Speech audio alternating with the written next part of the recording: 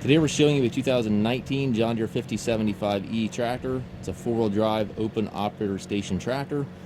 Has just over 1,350 hours on it. Tractor was a local tractor. Previous owner had some issues with their property and had needed some cash, so he sold this tractor to us. Basically needed cash. Is the reason for selling this machine. Again, right around 1,350 hours on it, 73 horsepower. Very nice clean tractor. It does have the loader prep package with the frames, joystick, and grill guard all with it. Front tires do show some wear. Those will need to be replaced before long. If you are interested in a loader, certainly contact us. We do have availability on those new 520M loaders, as well as we occasionally have used 520M loaders as well.